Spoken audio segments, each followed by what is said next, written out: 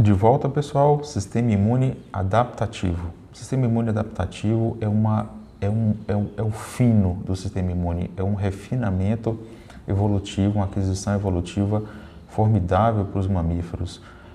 E aí os seres humanos são o que são, muito em função do seu sistema imune adaptativo, toda a sua capacidade de gerar memória, de uma vez tendo estímulo, aquelas células do sistema imune já aprendem. Então, o conceito da vacinação passa pelo sistema imune adaptativo, que é você expor o corpo a um antígeno de um agente agressor, fazer ele aprender que aquele antígeno é não self e montar uma memória imunológica, e aquilo no segundo estímulo, numa reexposição àquele agente, o corpo já está preparado, já está com suas células de memória prontas. E caso aconteça, vai ser gerado então todo um cascateamento de citocinas de novo, como a gente aprendeu lá atrás, de novo, ou seja, nova e rápida. Não precisa passar por todos aqueles passo a passo de priming, de exposição, de geração de estímulo, de aprendizado. Então a célula já aprendeu e fica mais fácil e rápida a montagem das defesas imunológicas, uma vez gerando uma reexposição àquele antígeno, por exemplo, do sarampo e por aí vai, tá? Então, o sistema imune adaptativo, a grande estrela dele é o linfócito. A gente tem as células NK e os linfócitos surgindo daquele progenitor linfóide que eu falei para vocês. Então, o progenitor linfóide que veio do megacistoblasto da medula óssea gera a célula NK e o linfócito. O NK participa do sistema imune inato e o linfóide, então, migra para participar e agir no chamado, no que se convencionou chamado sistema imune adaptativo. Que sistema imune adaptativo é basicamente linfócito, A gente tem dois grandes linfócitos participando dele, linfócito B e linfócito T. Tanto o linfócito B quanto o linfócito T, eles podem ter duas grandes divisões, que são linfócitos B de memória e linfócitos B efetores. E os linfócitos T de memória e linfócitos T efetores. Os de memória, como o próprio nome diz, eles vão gerar memória imunológica, como eu falei no início do vídeo, numa reexposição. Já os efetores, esses são de interesse no momento da infecção aguda. Por exemplo, o linfócito B efetor é a grande estrela aí da produção das imunoglobulinas. São eles que produzem as imunoglobulinas, são chamadas de plasmócitos aí nesse momento. Eles têm retículos endoplasmáticos super desenvolvidos, super calibrosos, porque as imunoglobulinas são produtos proteicos, são proteínas. Então, e toda a produção de proteínas passa pelo retículo endoplasmático. Então, os plasmócitos são linfócitos B maturados, linfócitos B efetores, cuja função é produzir imunoglobulina que participa da defesa do corpo humano. Vai ter uma aula específica sobre imunoglobulina, sobre anticorpos, e eu vou detalhar isso para você numa próxima aula. A gente tem então essa produção de imunoglobulinas, que são de 5 tipos A, D, E, G e M. A gente vai estudar isso com calma mais para frente, mas só para vocês saberem que são produtoras de imunoglobulinas.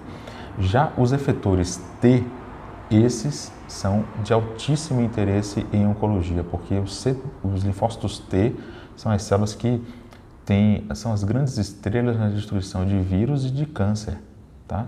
Então, câncer hoje, basicamente, a ação de linfócito T, ou seja CD4 ou CD8, tem uma função crucial na destruição desses cânceres via sistema imune, Então, a gente tem duas grandes divisões do T, o CD4 e o CD8.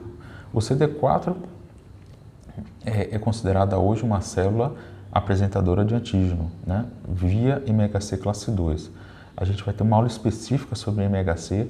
Então, essa grande divisão dos linfócitos em B e T, o T dividindo em CD4 e CD8, o CD4 tendo uma participação muito forte ali na apresentação de antígenos e na orquestração também do sistema imune, e o CD8 é o killer, é o serial killer, e ele nasceu para matar, é a célula que vai e destrói em vírus e destrói câncer. As duas mais importantes células para destruição de câncer e de vírus é a CD8, e todas elas agindo via citocinas. As citocinas também, assim como são importantes no sistema imune inato, são importantes no sistema imune adaptativo. A gente viu que no sistema imune inato, IL-1, IL-2, TNF e interferon do tipo 1, que são alfa e beta, são as mais importantes. Aqui no adaptativo, a gente tem interferon tipo 2, que é o gama, a gente tem IL-4 e IL-12. São proteínas fundamentais para estímulo de medula óssea, para maturação de linfócitos B e T, para aumento da expressão do MHC classe 2 num contexto de CD4, por exemplo, para desvio de linfócitos TCD4, que eu acabei não falando, mas os TCD4 eles podem ser divididos em subgrupos, né, chamados de TH1, TH2, os TH1 relacionados aí às defesas aí via a MHC classe 2, células apresentadoras de antígeno. O TH2 fortemente é relacionado à ativação da memória imunológica, da parte humoral, ou seja, ativação do sistema complemento, ativação das opsoninas, né?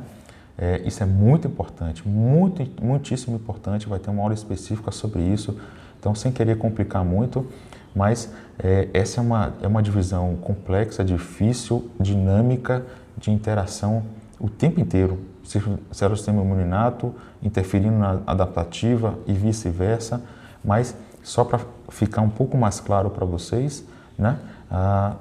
As células do sistema imune adaptativo basicamente é o linfócito B e T, o B, produção de anticorpos, as imunoglobulinas, né, os plasmócitos ativados, e a célula T dividida em CD4 e CD8, sendo o CD4 dividido em TH1 e TH2, e o CD8 é o killer, né?